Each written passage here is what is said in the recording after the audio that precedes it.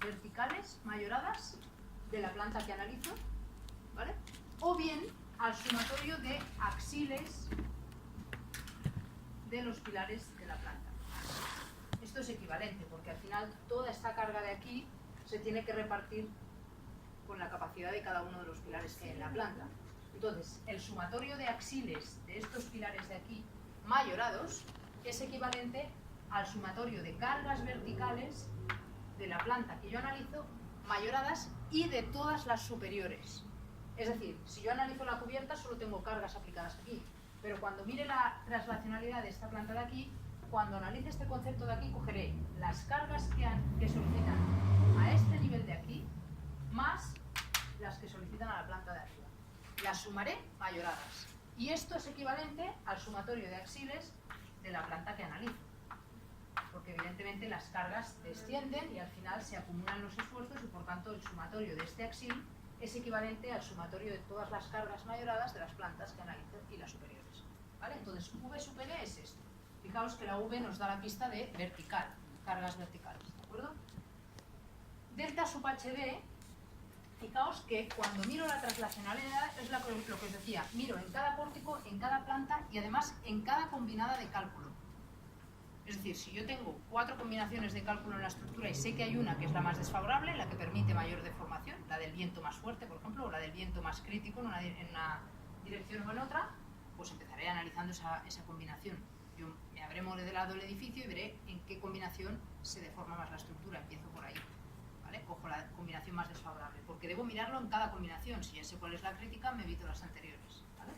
Entonces yo, imaginaos que estoy analizando la combinación 4. Que me ha resultado ser la más deformable, ¿vale? Para esta combinación es que cogeré estos valores, la altura de la planta, que es constante, y este valor de aquí. ¿Este valor de aquí qué es? Si yo estoy analizando esta carga, menos mal que esta tarima no se acaba, porque si no ya estaría ahí abajo. Si yo estoy analizando esta carga, esta planta, me falta pizarra, siempre, ya lo veis. Si analizo esta planta de aquí, esta delta es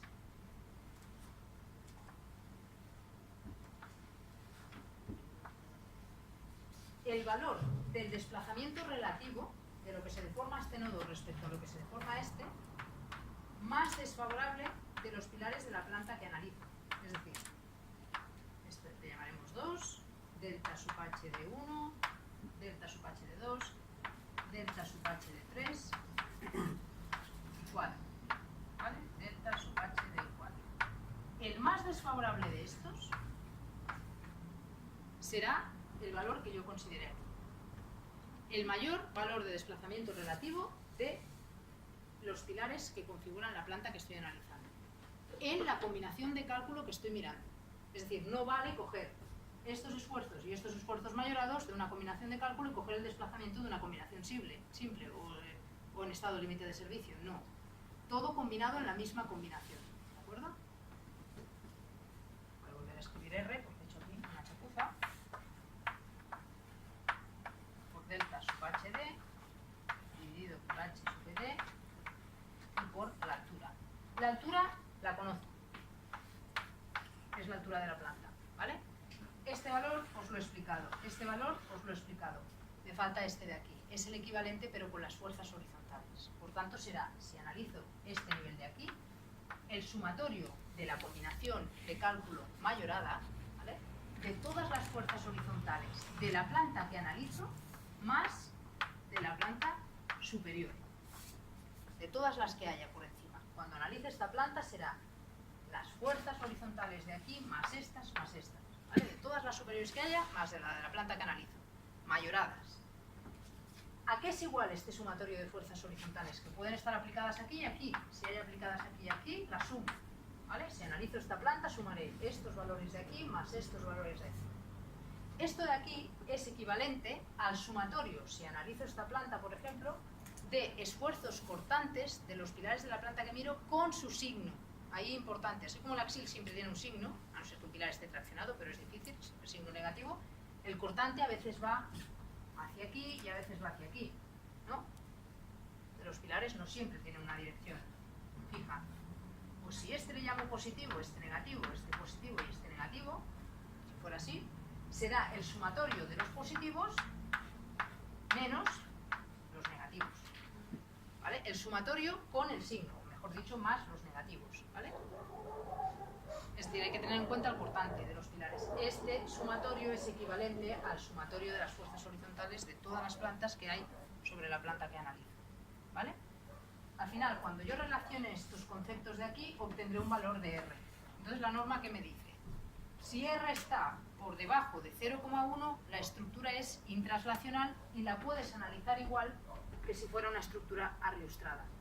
Igual, a nivel global, determinación de los esfuerzos en la estructura en primer orden, con barras rectas, nudos sin desplazar, aplico las cargas y obtengo esfuerzos, y puedo evitar considerar las imperfecciones iniciales, porque la estructura es poco deformable, ¿de acuerdo? Se deforma poco frente a los esfuerzos horizontales, por tanto, amplifican poco los esfuerzos de segundo orden a los originales, ¿de acuerdo? Si R no es inferior a 0,1, sino que está entre 0,1 y 0,3, entonces, ¿qué me dice? Que la estructura ya se llama translacional. Está en la siguiente página, perdón. ¿Vale? Este caso es el que yo os he dicho, ¿vale? A nivel global, primer orden y demás, sin introducir las imperfecciones geométricas, y a nivel local, perdón, la comprobación del propio pilar igualmente la puedo hacer a flexocompresión mediante el método del factor chi. Si en lugar de aplicar este método yo quiero usar un programa de cálculo en segundo orden con las barras deformadas y no comprobar el pandeo, sino simplemente la flexocompresión, porque ya he deformado la barra previamente, lo puedo hacer, pero no es lo habitual. La gente no prefiere, en general no preferimos ir a ese método, sino que prefiero calcularme una estructura de pórticos planos, sin nudos desplazables, y luego aplicar el método del factor chi, ¿vale? Para penalizar a la barra respecto al pandeo. Veis que aquí la comprobación es idéntica a si la estructura estuviera arriostrada, ¿de acuerdo? Cuando no estamos aquí, sino que vamos aquí ya 0,1, entre 0,1 y 0,3, el valor de R, la estructura ya se llama translacional en lugar de intranslacional, el desplazamiento es sustancial, ¿vale? Por tanto, la estructura queda más penalizada y entonces, fijaos, nos dice, a nivel, no puedo explicar, a nivel global, la determinación de los esfuerzos en la estructura la puedo hacer en régimen de primer orden. Me lo deja hacer, pero aquí hay un pero, estas fuerzas de aquí, horizontales, que solicitan originalmente a la estructura, el viento, el sismo o cualquier carga que haya, las debo amplificar. ¿Para qué? Para considerar que esta estructura por su configuración es más deformable, ¿vale? La voy a penalizar. ¿Por qué? Por 1 partido por 1 menos R. Este factor va a multiplicar a cada una de las fuerzas horizontales que solicitan a la estructura. ¿Vale? Entonces, aplicaré el primer orden, que es el que me resulta sencillo, pero incrementaré los esfuerzos, ¿vale? Por su condición de deformabilidad.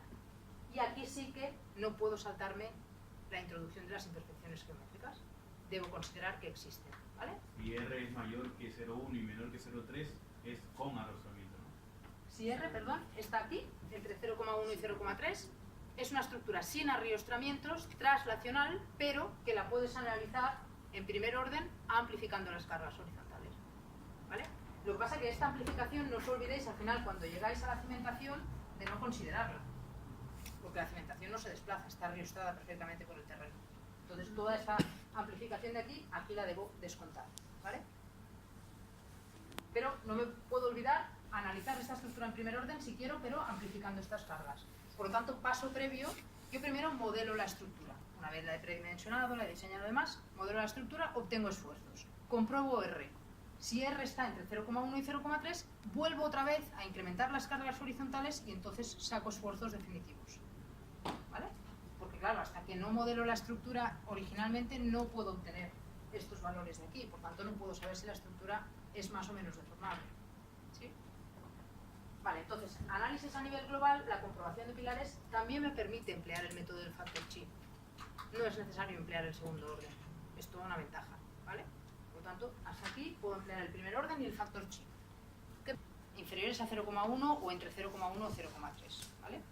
Y si veis que vais a estos valores, volved atrás y hacedla más rígida, porque no vale la pena hacer la estructura tan deformable. ¿Puede repetir cuándo sé si es que la estructura es internacional? O sea, si es que R está en qué...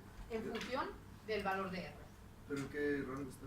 Inferior a 0,1, la estructura es intranslacional. Entre 0,1 y 0,3, translacional, ¿vale? Pero puedes calcularla en primer orden amplificando las cargas. Cuando estás en ese intervalo, entre 0,1 y 0,3, puedes emplear el primer orden, la estructura es translacional, pero debes amplificar las cargas horizontales. Y fíjate que cuando superas el 0,33, evidentemente el desplazamiento es sustancial, porque es superior al anterior, la estructura se llama translacional, evidentemente, pero fijaos que aquí a nivel global la determinación de los esfuerzos en primer orden de la estructura me obliga al segundo orden. Por lo tanto, voy a huir de estas estructuras. Primero porque las deformaciones no van a ser compatibles con el uso. No nos gusta que las estructuras se desplacen tanto porque se ve la estructura deformada y no es lo habitual de ir por la calle y ver los edificios deformados, no es lo habitual. Entonces, estas estructuras normalmente ya no las vamos a hacer, pero si tuviéramos una estructura de este tipo, ojo, porque los esfuerzos hay que determinarlos en segundo orden, ¿vale? Entonces ya necesitas un programa específico donde deformes la estructura y luego la analices, ¿vale? Para obtener los esfuerzos.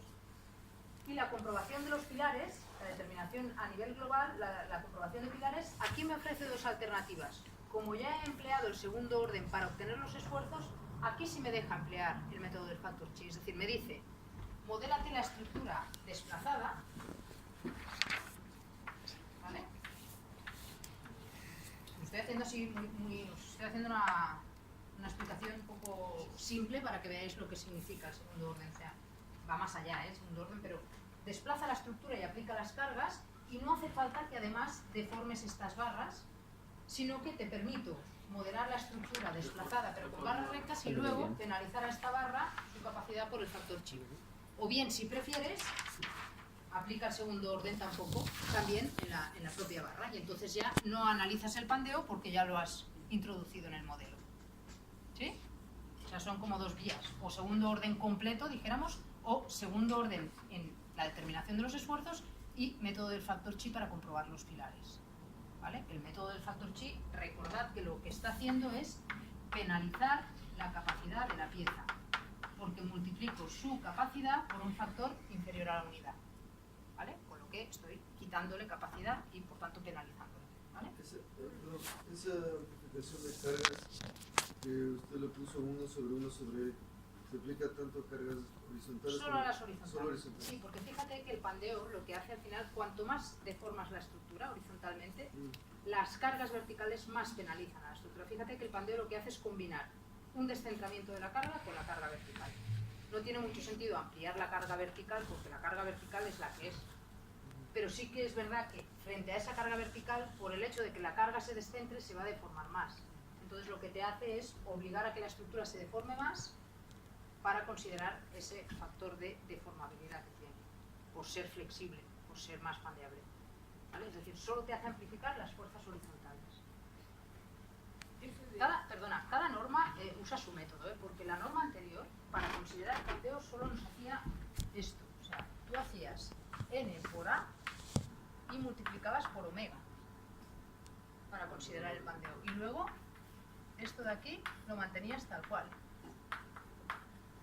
Esto es lo que hacía la norma anterior. Esta omega venía a partir de una esbeltez y de un radio de giro y demás, pero lo único que hacías era, este valor valía más de 1, y lo que hacías era multiplicar este factor por esto para considerar el pandeo, es decir, amplificaba el axial en este caso. Al final obteníamos estructuras casi iguales, las que salen ahora en el código técnico, parecidas. Por tanto, un método y el otro llegan a situaciones similares, pero fíjate, ahora lo verás, que en las comprobaciones que hace el código técnico, este factor, que era superior a la unidad, ahora pasa a estar aquí, ¿vale? Porque lo compara con 1, esto era inferior o igual a f y d, ¿vale? Ahora pasa el f y d aquí y lo compara con 1. Esta omega pasa a estar aquí, pero además añade aquí unos factores, ¿vale? Y un alfa y un k, es decir que penaliza el momento flector también, lo cual me parece coherente. Lo que pasa es que al final se hace mucho más pesado de trabajar que la norma anterior, porque la norma anterior con un factor lo tenía resuelto y esta norma lo que te hace es encontrar el chi, encontrar la k, encontrar la c y al final muchas veces te pierdes. Por suerte hay Excels y demás y programas que nos ayudan a obtener todo esto, pero quiero decir que es mucho más desglosado el análisis y al final un poco más pesado, sobre todo de explicaroslo y a vosotros cuando ya llevo 4 factores ya no sabéis cuál es cuál, pero bueno, entiendo que es un poco un repaso, ¿no? Quería preguntarle a Anya, que todos los pilares los penalizan.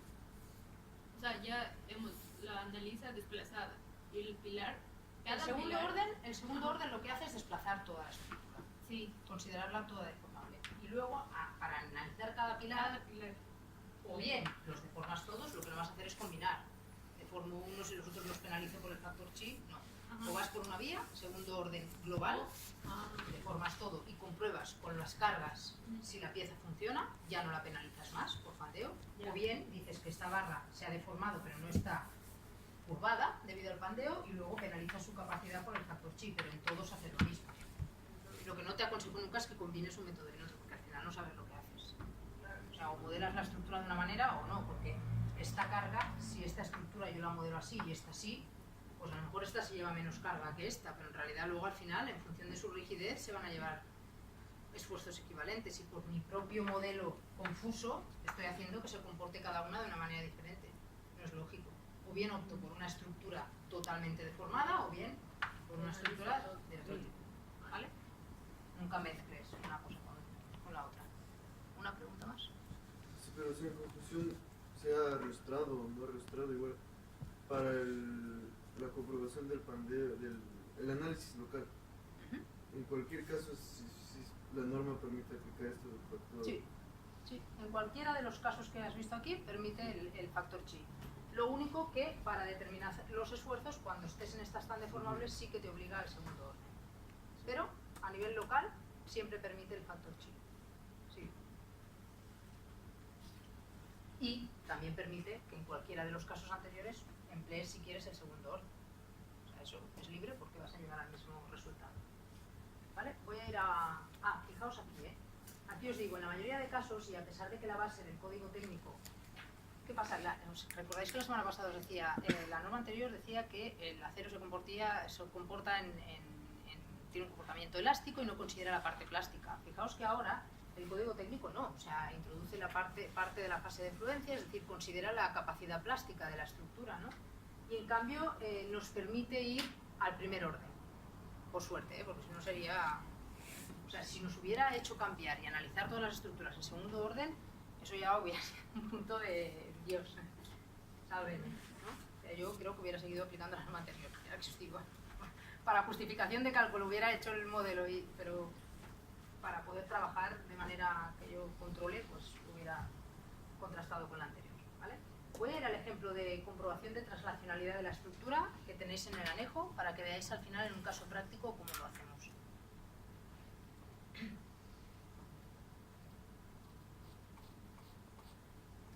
Fijaos, imaginad que este es un pórtico con cargas mayoradas, ¿vale? De una combinación de cargas mayoradas, con una estructura que tiene este número de plantas, 1, 2, todas estas plantas que veis aquí. Hay aplicadas las cargas de viento, que les llamo W, y hay aplicadas ya las cargas de las imperfecciones geométricas. ¿Yo qué hago al final? Normalmente aplico las cargas de las imperfecciones geométricas en lugar de hacer una primera comprobación, ver si está entre 0,1 o sea, inferior a 0,1 y entre 0,1 y 0,3, y luego, si estoy en el segundo caso, aplicarlas. Porque al final estas cargas son pequeñas y prefiero evitarme este ir y venir, ¿vale? Pero podéis hacerlo de la otra manera, aplicar solamente el viento, analizar la traslacionalidad, y si estoy entre 0,1 y 0,3, aplico estas. Si no estoy en ese caso, no las aplico, ¿vale? ¿Cómo se pueden poner esas cargas? Luego, en el siguiente ejemplo te lo digo, ¿vale? ¿Cómo analizo la traslacionalidad? Fijaos, esta tabla de aquí, lo único que estoy haciendo es, con valores numéricos, trasladaros los valores que os he explicado antes, de V sub D, H sub D, delta sub D y R. Delta sub D es el único valor que yo os he dado, que no lo veis aquí, porque sería la deformación que se obtiene en esta combinación, en este pórtico, ¿vale? Este esquema que yo os he dibujado aquí, el desplazamiento relativo, que es el relativo, ¿eh? O sea, si yo estoy analizando esta planta de aquí, esta de aquí, delta es este valor, no este. Es el relativo del nodo inferior respecto al superior del pilar, ¿vale? Yo he dibujado esta estructura mal deformada, porque en realidad normalmente las estructuras se deforman así, o sea, esto vendría así, y esto volvería así, ¿no? Y este sí que nace de aquí. Por lo tanto, de esta planta sería el relativo este, de aquí a aquí, y en esta planta sería el relativo este, y en esta planta el relativo es este, ¿vale? Y eso para cada pilar. Este desplazamiento aquí no lo veis en el pórtico, ¿vale? Y es el valor que yo os estoy dando aquí. Aquí he cogido el más desfavorable de los pilares de las plantas que analizo.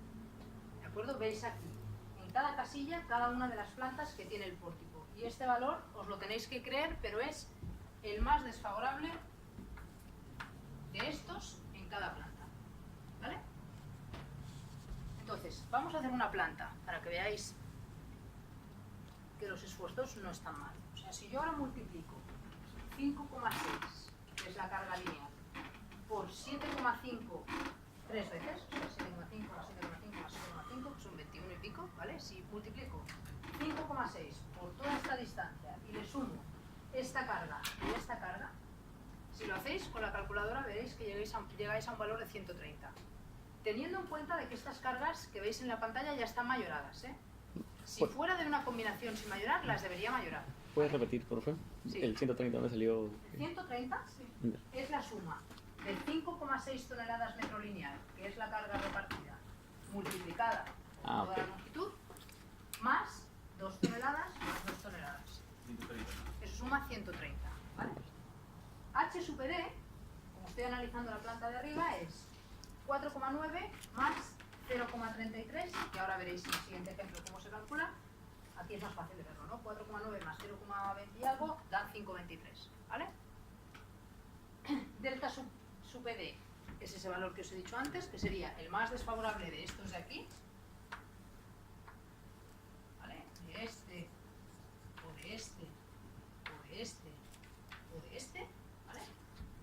Y R es el factor que se deriva de esto de aquí, y H es esta altura, que son 3,5, ¿vale? Si aplicáis estos factores de aquí a esta fórmula, en cada caso tendréis estos valores de R. Cuando hagáis el cálculo para la siguiente planta, este valor de aquí tiene incluido este valor, ¿vale? Vuelvo a hacer lo mismo. De esta planta de aquí, 5,6 por toda la longitud, más 6,3 más 6,3 y le sumo el valor de R. Y así lo voy acumulando, ¿vale? Si en lugar de daros este esquema de aquí, os hubiera dado el esquema de axiles y de cortantes de los pilares, también llegaríais a este valor de V sub D y H sub D, ¿vale?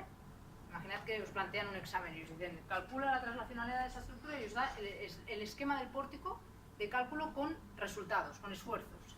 Pues si me dan axiles y me dan cortantes, puedo igualmente obtener V sub D y H sub D, porque sé que V sub D es el sumatorio de axiles de la planta que analizo y H sub D es el sumatorio de cortantes considerando el signo, ¿vale? Si es negativo o es positivo. El desplazamiento me lo deben dar, o lo analizo con el modelo de cálculo, y R lo obtengo, y la altura de la planta me la tienen que decir, ¿vale? Y así en cada una de las plantas. Fijaos que en este edificio R siempre es inferior a 0,1. Por tanto, esta estructura es intraslacional, se llama intraslacional y la puedo analizar como si fuera una estructura riostrada. Es decir, puedo aplicar el primer orden para obtener los esfuerzos y puedo comprobar los pilares a flexocompresión mediante el método del factor chi. No es necesario aplicar estas cargas debido a las imperfecciones, me las podía haber ahorrado y además,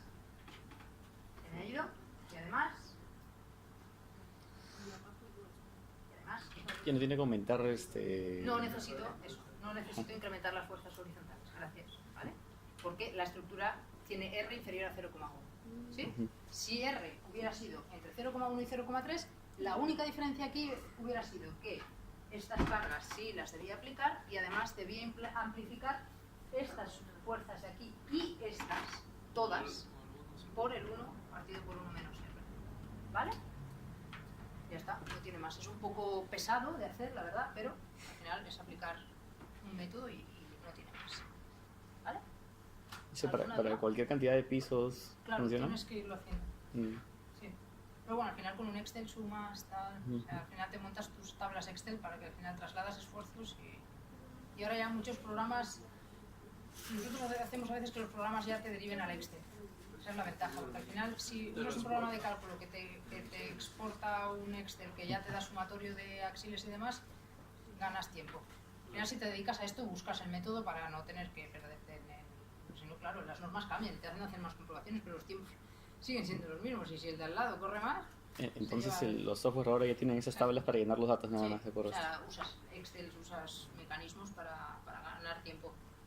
Pero de repente siempre es bueno tener el Excel por si acaso voy a analizar un pórtico para verificarlo. Sí, es que el Excel siempre, yo siempre lo tengo a mano, la verdad. Nosotros ahora empleamos un Excel para predimensionar pilares. Lo que antes hacías manualmente, pues ahora tienes un programa de cálculo que ya directamente del robot a lo mejor se transforma en este. O sea, buscas métodos para no tener que dedicar tiempo a algo que es repetitivo siempre. Pero siempre antes has predimensionado. Y por lo tanto, si el robot o el programa que uséis, o el WinEva, el que sea, nos da un axil que no tiene nada que ver con la bajada de cargas que yo he hecho, ojo, porque ahí hay algo que falla. Predimensionar siempre es básico. Tú puedes haber modelado mal la estructura, haber analizado muy bien su traslacionalidad y al final hacer un desastre, porque no tienes control de la dimensión de las cosas. ¿Vale? Perdonad que insista siempre en eso, pero es que creo que es básico. O sea, podéis saber las mil y una, pero si al final no controlas la estructura que quieres diseñar, como si no hicieras nada.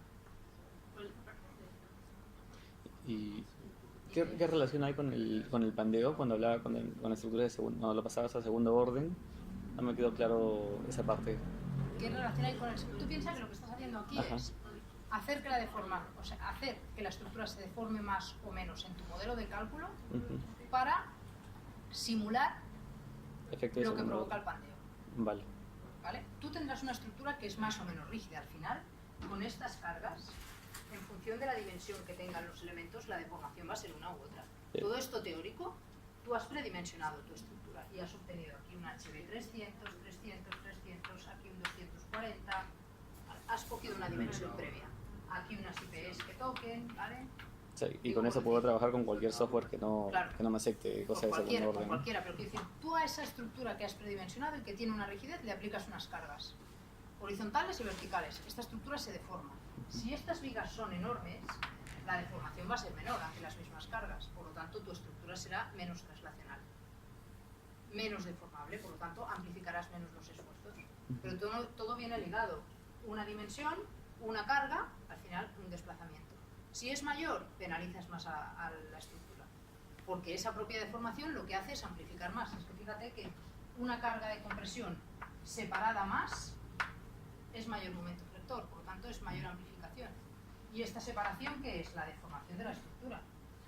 Si se deforma más, se desplaza más, por lo tanto hay más excentricidad, más... Esas primeras deformaciones son las que hacemos al modelizar el pórtico en el programa. Sí. Y esas son las que voy a usar para... Las deformaciones son las que derivan de la propia deformación del esfuerzo original, que es la que tú dices, y además esta previa que te hace considerar por los defectos del material, que son las imperfecciones geométricas iniciales, que a veces las consideras y otras no. O sea, esta deformación teórica, fíjate que es la derivada, o sea, la de cálculo es la derivada del modelo. Claro. ¿No? Es lo que se deforma la estructura en función de su rigidez y de las cargas. Entonces es de acuerdo al reglamento, la ley que te pide mayorar de alguna manera esto. Claro, la norma te dice que como la estructura se va a deformar más, la norma te obliga a incrementar los esfuerzos. Okay. ¿Vale? Pero claro, esa deformación viene derivada de tu previo diseño. Si tú aquí has diseñado unos pilares muy débiles, esta deformación será mayor, por lo tanto tu estructura saldrá más traslacional, por lo tanto la vas a penalizar más, incrementarás más esta fuerza. ¿Que has dimensionado una estructura más rígida? Se deforma menos, por tanto te dice que como se deforma menos, se va a incrementar menos el esfuerzo original, la puedes tratar de otra manera. ¿Vale? Vale, okay. O sea, volviendo un poco a la clase que nos dio anteriormente, eso de determinar la sección efectiva y ver la esbeltez de una sección, eso es para fines de predimensionamiento. Eso es para clase 4 de sección. Es decir, normalmente estas piezas, como son perfiles laminados, los que tú usas para dimensionar la estructura, no son de clase 4. Por lo tanto, aquí no vas a considerar secciones eficaces, vas a considerar secciones brutas. ¿Por qué? Porque las piezas que configuran tu estructura no son de clase 4, porque son perfiles laminados convencionales. Si tú estuvieras, si aquí tuvieras una longitud enorme, estos pilares no estuvieran, por ejemplo, y este vano sí o sí con un perfil laminado no lo pudieras resolver y tuvieras que emplear aquí vigas armadas, ojo, porque las vigas armadas son vigas diseñadas a medida y muy ajustadas, entonces pueden ser muy esbeltas y estas sí podrían bandear, abollarse. Entonces, si se abollan, debo considerar su sección eficaz. Pero eso sería en el caso límite en el que tú usaras vigas armadas. Este sería un caso muy concreto. Bueno, sí, caso muy concreto de luz muy grande que no pueda resolver con perfiles laminados, sí. Pero entonces, ¿qué criterios podríamos aplicar para un predimensionamiento? No, el predimensionamiento al final es esfuerzo, carga y sección y tensión. ¿Yo qué hago primero? Para predimensionar un pilar, hay muchos métodos para predimensionar pilares, pero primero tienes que saber es la carga que va a recibir el pilar, ¿vale? Y esa carga dividida por el área no puede superar la tensión del material que tú usas. Pero luego tienes en cuenta otras cosas. Si el pilar es de borde, de esquina, central o de fachada, por ejemplo, el momento flector va a ser uno u otro. ¿Por qué? Por lo que os decía la semana pasada. Estoy desviando un poco, pero... Es decir, cuando yo predimensiono una estructura, si la planta es esta, por ejemplo,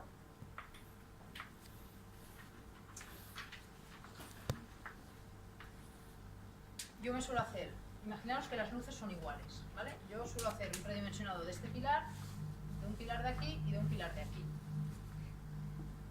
Este pilar, sé que si estas luces son iguales y estas luces son iguales, debido a las cargas verticales, va a tener muy poco momento flector. Porque, con lo que os dije el otro día, si yo me dibujo este pórtico, si estas luces están compensadas, este momento flector es igual a este, y este es igual a este, y este es el que es, y al final este pilar no tiene momento flector, porque este valor y este valor están compensados. Por lo tanto, un pilar central tiene poco momento flector añadido. Sí que tendrá el momento flector debido al viento. Por lo tanto, a lo mejor multiplico el axil por 1,15 o por 1,1. Para hacer un predimensionado, estoy hablando de números gordos que me hago yo, ¿eh? Este valor de aquí, como es un pilar de borde, en esta dirección sí que va a tener un momento flector añadido si lo empotro, ¿no? Me dibujara yo de esto porque no está compensada la viga, por lo tanto, este momento flector lo tengo que asumir la mitad con este y la mitad con el de arriba, ¿no? Este valor y este son iguales. Por lo tanto, esta sección de aquí está afectada por la mitad de este momento flector, ¿no? Entonces yo al final me he hecho unos números y sé que el axil lo debo multiplicar, pues ya no me acuerdo, si por 1,4 o por, ¿vale? Por más que este 1,15, pero menos que en este caso de aquí, donde la amplificación la tengo en esta dirección y en esta. Pues me voy a llevar el momento flector de este pórtico y de este, por lo tanto el axil va a estar mayorado más por el momento flector. Al final, ¿yo qué hago? Hago una bajada de cargas de los pilares, sabiendo qué parte afecta a cada pilar, ¿no? Área atributiva, multiplicado por el estado de cargas que lo afecta, y luego amplifico más o menos el axil para tener una primera dimensión del pilar. Y con eso sé que este pilar debe ir del orden de un HB 240, a lo mejor me equivoco y es un 260. Pero no va a ser de un 240 a un 320. Porque si me equivoco de ese rango es que algo estoy haciendo mal a nivel de predimensionado. A lo mejor no tengo que multiplicar por 1,5 sino por 1,7. ¿Vale? ¿Y esos factores dónde...? Esos factores vienen, o sea, al final esos factores te los sacas tú, sí, te los sacas tú a base de hacer cálculos estúpidos.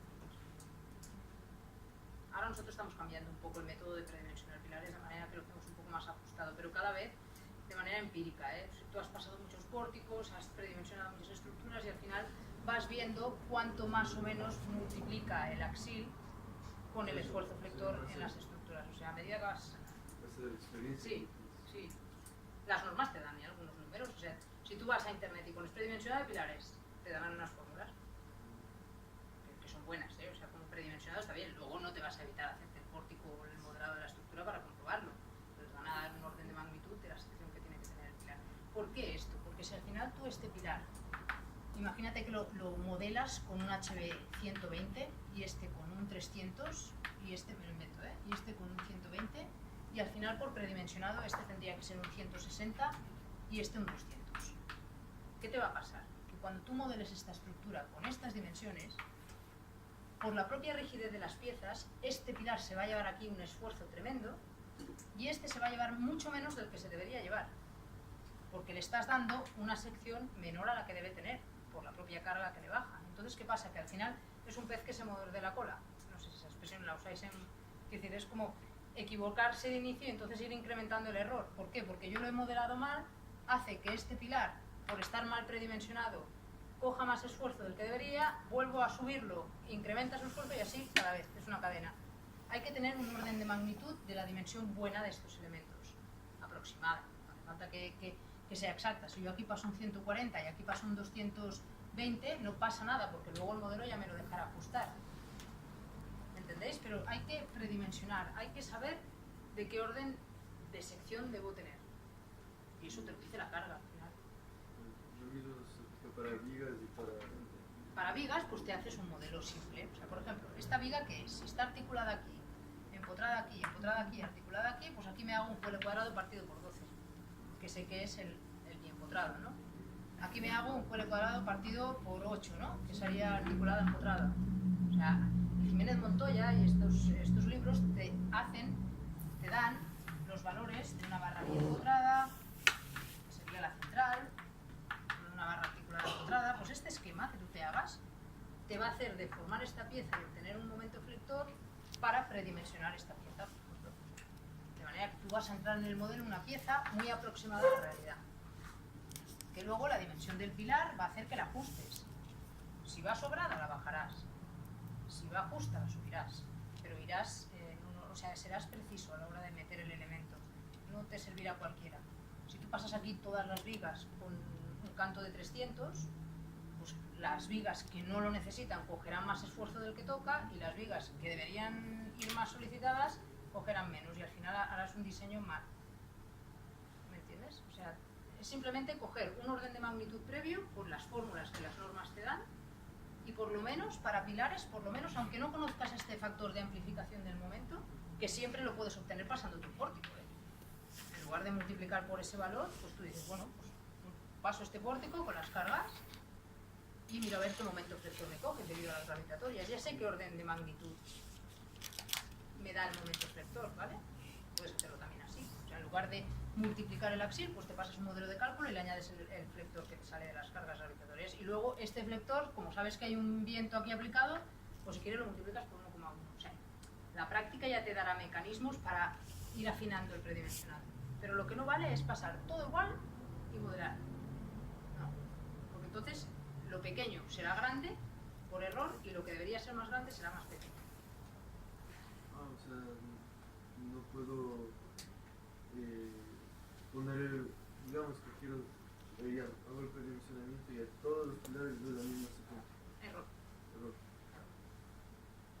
Error, porque si aquí pasas un pilar de 30 centímetros cuando en realidad puede ser de 12, harás que se sobrecargue, cuando en realidad la persona que reciba esta estructura dirá, mira, este pilar de esquina que se lleva solamente esta carga, un 300 igual que este, aquí no me cabe.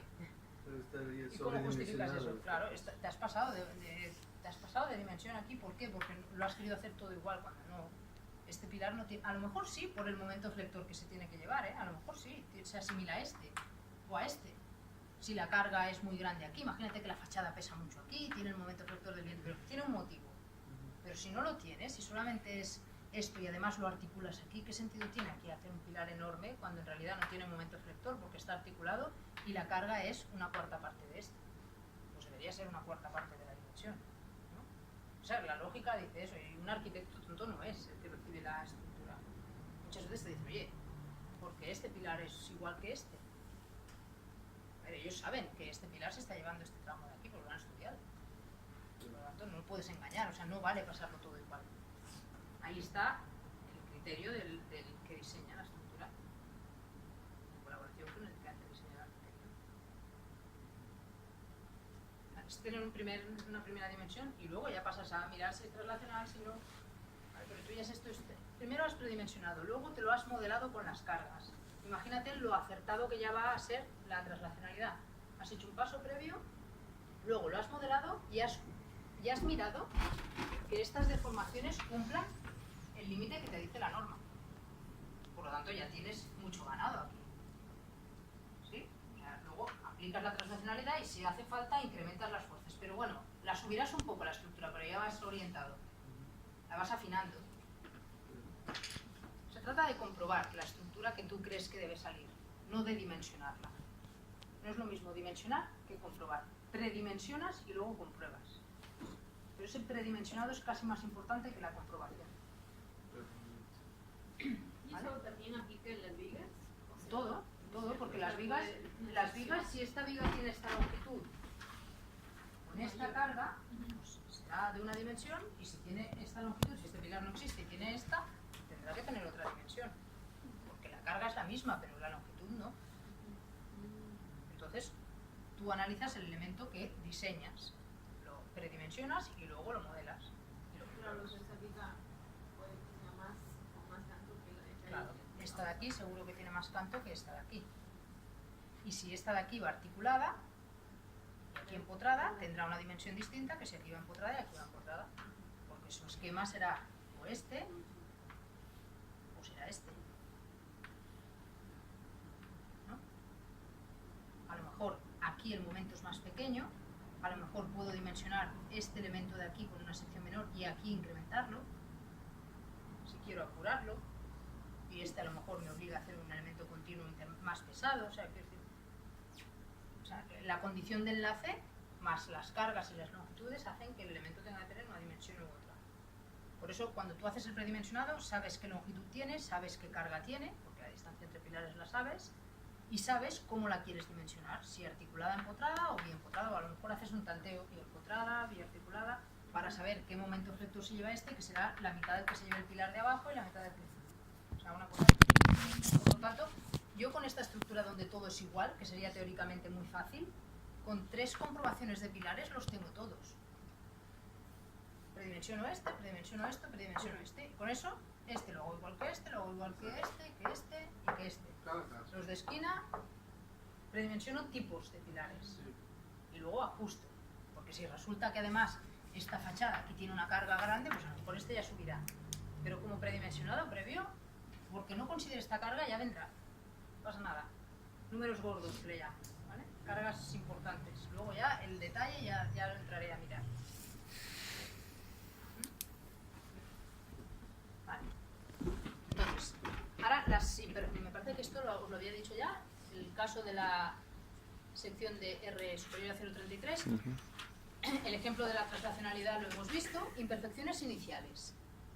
Fijaos que, ¿a qué se refiere? A lo que os dije la semana pasada, desviaciones geométricas. No todas las piezas son iguales cuando llegan a la obra. Aunque se llamen HB300, tienen defectos de fabricación. O sea, hay deformaciones previas, las longitudes no siempre son iguales, es decir, las piezas no son exactas. Desviaciones geométricas de fabricación y montaje. Las tensiones residuales, defectos del material, ¿vale? Defectos del límite elástico también. Todos estos defectos previos, que son poco relevantes porque hay factores de seguridad, cuando la estructura es muy deformable, me las hace considerar. Porque aunque sean pequeños, con gran deformación al final suponen un incremento grande. ¿Vale? Y nos dice que cualquier estructura debe ser analizada teniendo en cuenta esto. ¿Vale? Pero claro, ahora, ¿cómo lo hago? Toda esta teoría, ¿cómo lo hago? Me dice que a nivel global debo considerar la imperfección y a nivel local también. Es decir, me dice, ¿cómo puedes considerar las imperfecciones?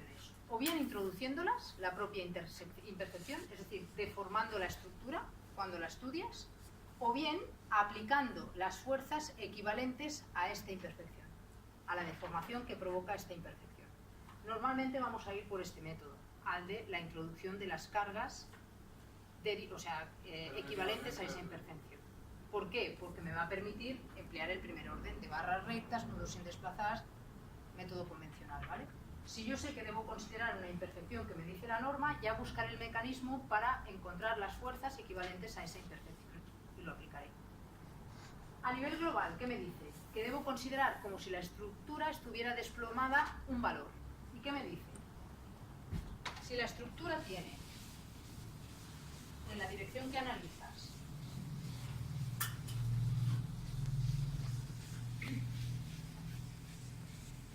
imaginaos toda esta marranería que yo hago aquí en la otra clase.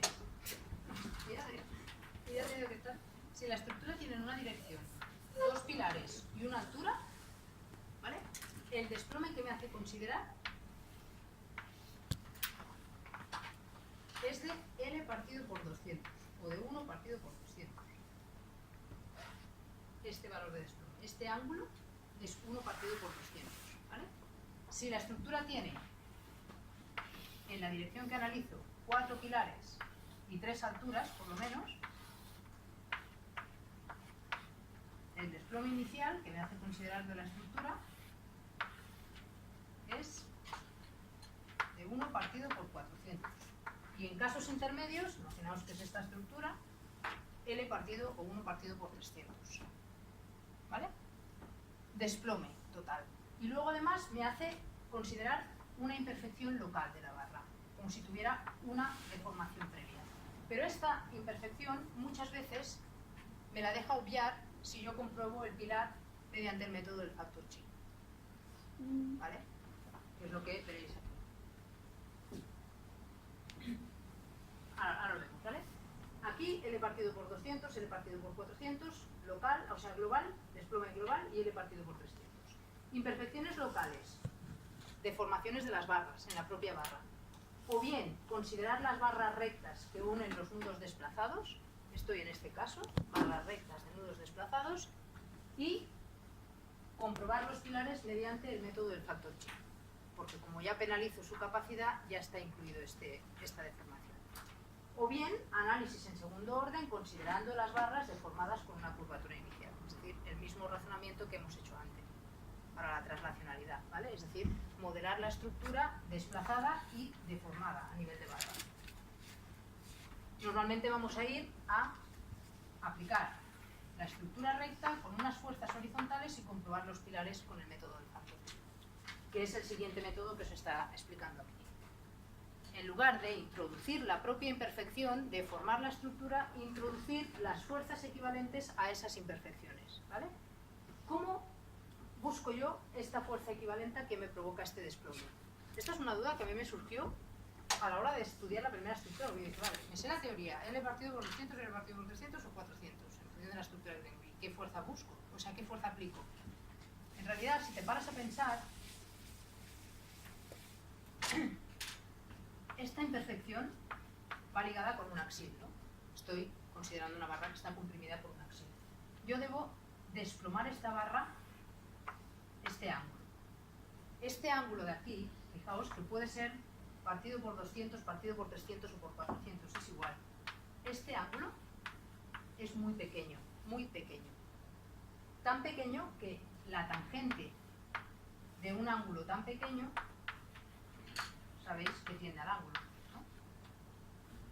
Es prácticamente igual al ángulo. Por lo tanto, ¿cuánto vale la tangente de este ángulo? Fijaos, si a esta componente de aquí le llamo el axil que solicita la pieza y a este componente de aquí le llamo la fuerza equivalente a este desplome que yo quiero considerar, con esta relación de aquí, que la tangente es de este ángulo es la fuerza horizontal de la imperfección dividida por seno dividido entre coseno, n,